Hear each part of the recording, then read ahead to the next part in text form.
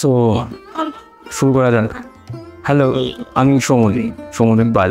আমি বিগত 2019 সাল থেকে ইনস্টাগ্রামে ফটো ভিডিও দুটোই ছাড়ি। মেইনলি আমি স্ট্রিটের ছবি তুলি অথবা র ইমোশন তোলার চেষ্টা করি।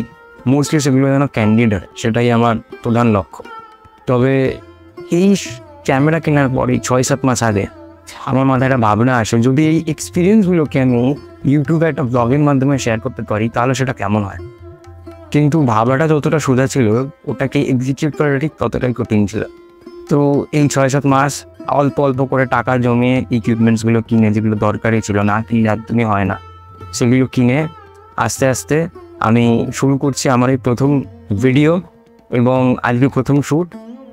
এবং তোমরা দেখো আমি একটা স্পেশাল জায়গায় যাচ্ছি, কেমন লাগে আমাকে অবশ্যই বলো, তোমরা দেখতে থাকো। আর এখন বেরোচ্ছি মোটামুটি বাড়ির থেকে, দেখি কত কি করতে পারি। তো নেমে গেছি জগদ্দলে, এখন বর্তমানে এখানে অ্যানাউন্সমেন্ট হচ্ছে। তো এখান থেকে খুব একটা বেশি দূরে না, ঘাট একদম কাছেই। তো চলে যাবো এখন ঘাটের দিকেই, যদিও প্রচন্ড মেঘ করেছে, জানি না কতটা কি হবে। তবে মায়ের নাম নিয়ে শুরু করা যাক।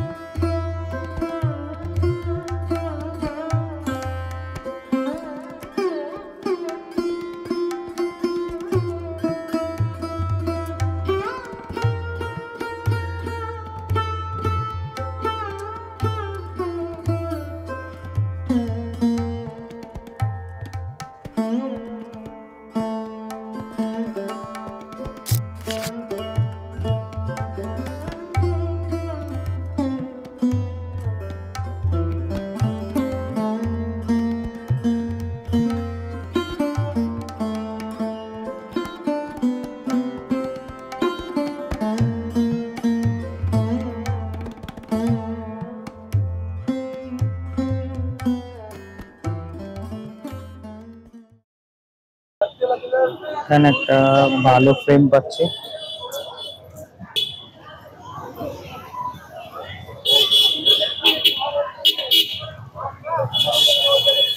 আসলে আমি এখানে কিছু চিনি না সেরকম ভাবে, যে কোথায় পুজো হয়, কারণ প্রথমবার এসেছি পুজোতে, এবার একদমই নতুন। তো আমি ঠিক জানি না যে কোথায় কোথায় পুজো হয় বা কোথায় হয় না, but I try to explore.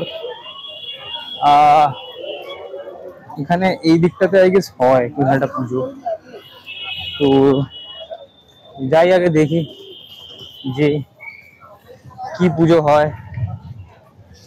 তো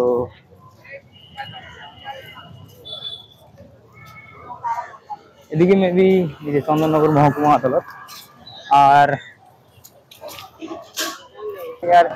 বৃষ্টির মেঘ কিন্তু রয়েছে, কিন্তু সেরকম ভাবে বৃষ্টি কিন্তু পড়ছে না। ওই ছিটছিট করে বৃষ্টি যেরকম পড়ে সেরকম বৃষ্টি পড়ছে। আমার কিছু নিয়ে সেরকম চিন্তা নেই, এক্সেপ্ট মাই ক্যামেরা ছাড়া সেরকম ভাবে কিছু চিন্তা নেই। আর বলবো বাদ বাকি ততক্ষণ যতটা শুকনো ভেজে রাখতে পারি ততটা রাখি ক্যামেরাকে আমি। তো একটা সাধুমণি যাচ্ছিলেন, ওনার একটা ছবি তুলেছি, জানি না মানে কিরকম এসছি, কারণ আমি এখন ডিসপ্লেটাও খুলতে চাইছি না, কারণ ভিজে যাবে, জল পড়বে, আর মানে প্রত্যেকটা মুহূর্ত না ধকধক করছে যে এই কিছু হয়ে গেল, এই কিছু হয়ে গেল। আর প্রথমবার বেরিয়েছি একটা সাহস করে একটা কিছু করতে, একটা নতুন জিনিস এক্সপ্লোর করতে, সেখানে গিয়ে যদি একটা বড় ক্যালাসের মতো কিছু করে ফেলি, that would be a very wrong thing to do. বৃষ্টিটা মনে হচ্ছে কমেনি, বাট আগের থেকে অনেক আকাশটা ফাঁকা হয়েছে, আর অ্যাটলিস্ট ক্যামেরা ফ্রেন্ডলি হয়েছে। ফ্রেন্ডলি তো বলবো না, ক্যামেরা হস্টাইল, এখনো ক্যামেরা হস্টাইল, বাট আগের তুলনায় আমি বলবো অনেকটাই বেটার। তো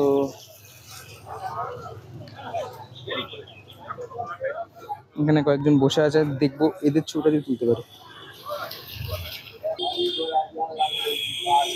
এনাদের একটা ছবি তুললাম। হ্যাঁ হ্যাঁ হ্যাঁ,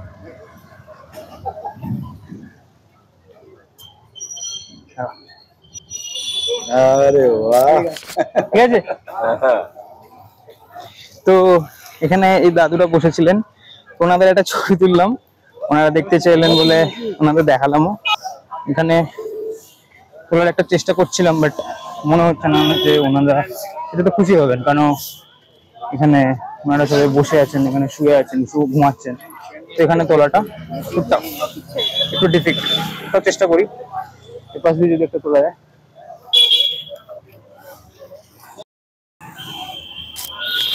অনেকটা এমন হয়েছে যাতে মনে হচ্ছে মানে ওনারা একটু লজ্জা পাচ্ছিলেন, তাই আমি আর বেশি ফার্দার ব্যাপারটাকে এসকালেট করিনি। ওনারা সবাই মুখ লুকিয়ে নিয়েছিলেন, তো আমি ব্যাপারটাকে বেশি এসকালেট করিনি যাতে ওনাদের আনকমফোর্টেবল ফিল না হয়।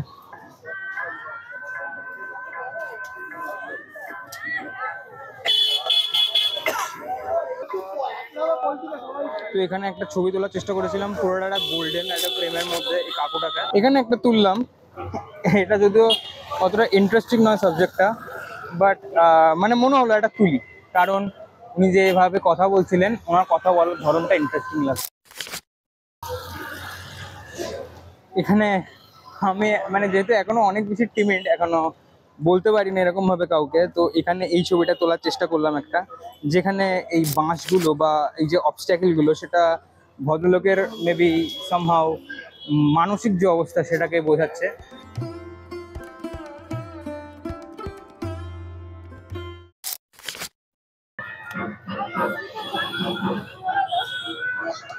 এখানে একটা স্ট্যান্ডালোন একটা ছবি পেলাম, মোটামুটি জানি না কেমন এসছে, মানে ভালো এসছে নাকি খারাপ, কম্পোজিশন ওয়াইজ খারাপ আসেনি। আর এইখানে এই ভদ্রলোকের ছবি তুললাম, এনার ছবিটা খুব একটা কম্পোজিশন ওয়াইজ খারাপ আসেনি, কিন্তু তো একটা আলাদা একটা পার্সোনালিটি আছে ভদ্রলোকের মধ্যে। এখানে একটা ভালো ফ্রেম পাচ্ছি, একটা ছবি তুলে নেবো একটা।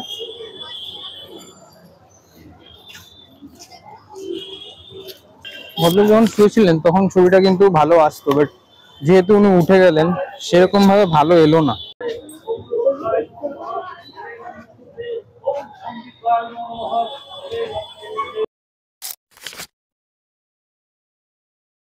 কিছু দূর আগে আমি একটা ছোট্ট একটা প্যান্ডেলে ঢুকেছিলাম, সেখানে যজ্ঞ হচ্ছিল, আর সেই যজ্ঞ হওয়াকালীন আমি কয়েকটা ছবি তোলার চেষ্টা করেছি, সেগুলো আমি দিয়ে দেবো আমি ভিডিওতে। তো সেই ছবিগুলো যখন আমি করছিলাম, আমি কিন্তু ক্যামেরার দিকে দেখতে পাইনি, একটু টাইম পাইনি, মানে আমি তখন, কারণ এই ক্যামেরা আমি ব্যস্ত, কারণ আমি এখানে ছবি তুলছিলাম, আমি দেখতে পারিনি যে ভিডিও অন হয়ে রয়েছে কিনা, কারণ ওখানে আমি নানা করে 15 থেকে 20 মিনিট আমি টাইম দিয়েছি নিজের, যেখানে আমি ছবি তোলার চেষ্টা করেছিলাম মাকে মাঝখানে রেখে। তোমরা ছবিটা দেখলে বুঝতে পারবে যে কি প্রবলেম রয়েছে ওই ছবিটার মধ্যে। আমি ভালো খারাপ দুটোই দেবো। আর এর মানে ওই জায়গাটাতে, মানে সেই জায়গাটাতে ভিডিওটা কিন্তু হয়নি অ্যাকচুয়ালি, আমি জানি না কেন হয়নি, মানে কি প্রবলেম হয়েছে, বাট ভিডিওটা কিন্তু হয়নি। তো আরেকটু টাইম হবে, 5:30 6টা, আমি আবার ফিরে যাব পুজোটাতে, যেই পুজোটাতে কিনা বড় লাইটিং করে, ওইখানে আমি আবার চলে যাবো।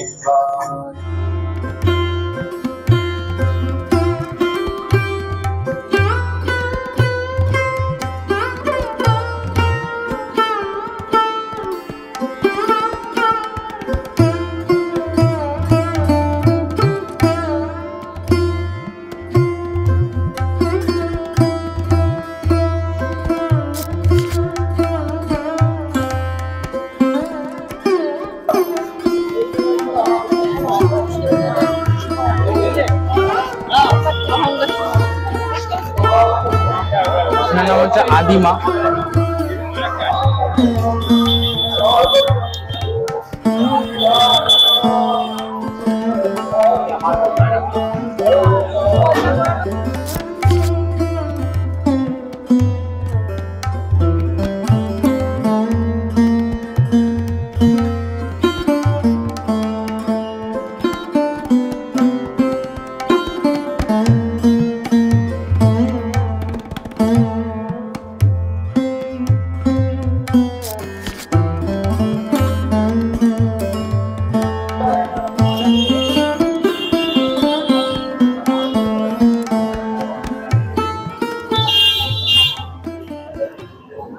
এখানে যে লাইটটা আসছে সেই লাইটটা অনেক ইন্টারেস্টিং লাগছিল, তাই জন্য একটা ছবি তুললাম এখানে এই এরিয়াটার। তোমরা যেমন দেখতে পাচ্ছ এটা খুব সুন্দর লাইটের ফ্লেয়ার আছে, তো লাইটটা খুব ভালো আসছিল, সেই জন্য এই ছবিটা তুললাম। আর এখানে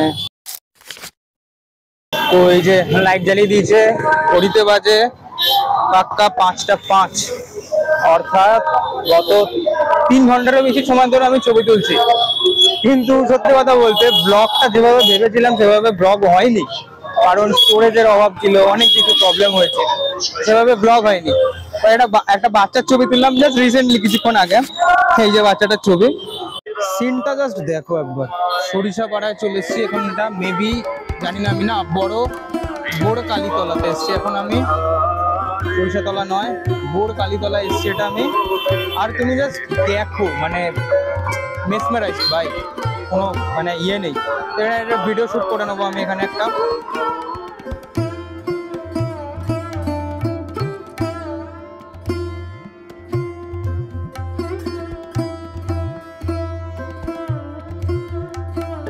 বাট আনফর্চুনেটলি 35টা ঢোকানো আমার, বাট আমি 35টা আবার বার করবো।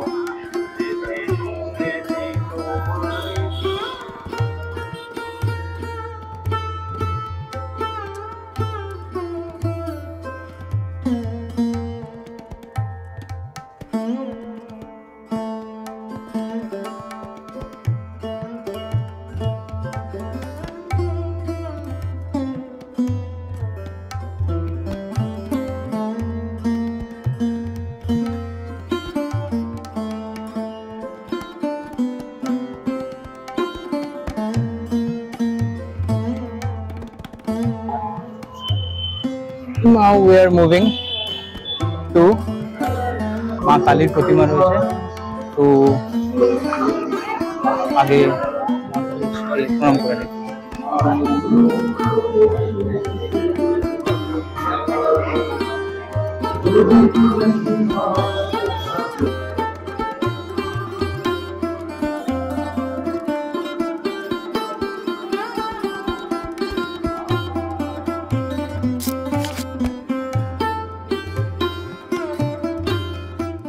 এবার আর দুটো জায়গায় যাব।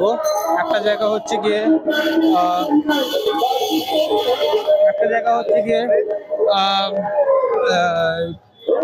বোসপুকুর আর হেলাপুকুর সামথিং, আমি জানি না নামটা কি আছে, বাট সামথিং এরকম কিছু একটা নাম।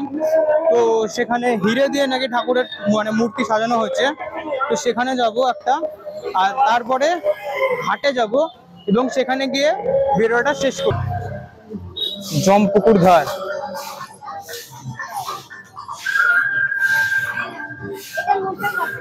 আচ্ছা কাকু বলছি হেলা পুকুরটাকে এদিক দিয়ে?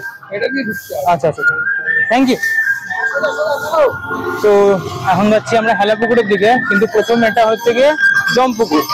আগে জমপুকুর পড়বে, জমপুকুরের পরে আমরা যাবে হচ্ছে গিয়ে হেলা পুকুরে, ঠিক আছে? এটা হচ্ছে প্রথমে পড়ছে জমপুকুর, জমপুকুরের পরে পড়বে হেলা পুকুর। মায়ের আরতি হচ্ছে।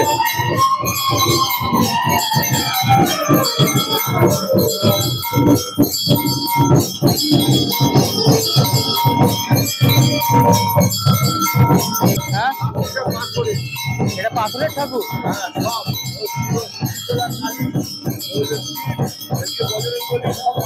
আর এটা অনেক পুরনো নাকি? তো ফাইনালি আফটার লট অফ মগজমারি আমরা চলে এসেছি হেলা পুকুরে, অনেক কষ্ট করে, কারণ মানে কি বলবো, মানে কত জায়গায় যে ঘুরেছি, কত গলির মধ্যে ঢুকেছি এইটা দেখার জন্য। তো ফাইনালি হেলা পুকুরে চলে এসেছি। আর এখানে আমি লেন্সটা চেঞ্জ করব, বিকজ আমি চাই একটা টাইট মায়ের ছবি। তো আগে আমি এখানে একটু দাঁড়িয়ে লেন্সটা চেঞ্জ করে নেবো। ঘড়িতে বাজে এখন 7:10, ঘড়িতে এখন পাক্কা 7:10, আর এসছিলাম হচ্ছে প্রায় 2:30টার সময়, আর এখন 7:10 হয়ে গেছে, শুধুমাত্র এই হেলাপুকুর খুঁজতে খুঁজতেই। কারণ আমি এখানে একটা রাস্তা চিনি না, একটা গলি চিনি না, একটা পুজোর প্যান্ডেল চিনি না, এবং প্রথমবার এসেছি। তো প্রচুর হেল্প পেয়েছি লোকাল মানুষদের থেকে। মানে একজন তো হসপিটাল যাচ্ছিলেন, উনি আমাকে হাত ধরে এখানে অব্দি ছেড়ে দিয়ে গেলেন, বললেন বাঁ দিকে চলে যাও সোজা, তুমি হেলাপুকুর পেয়ে যাবে। আর তোমরা রাস্তাটা দেখতে পাচ্ছ কত সুন্দর সাজিয়েছে, প্রত্যেকটা বাড়ি কিন্তু হলুদ রঙের বাল্বে সেজে উঠেছে, দারুণ লাগছে, দুর্দান্ত লাগছে, এটা অসাধারণ একটা লাগছে। এখানে একটা ভালো ফ্রেম পাচ্ছি, আমি ছবি তুলে নেবো, চেষ্টা করবো।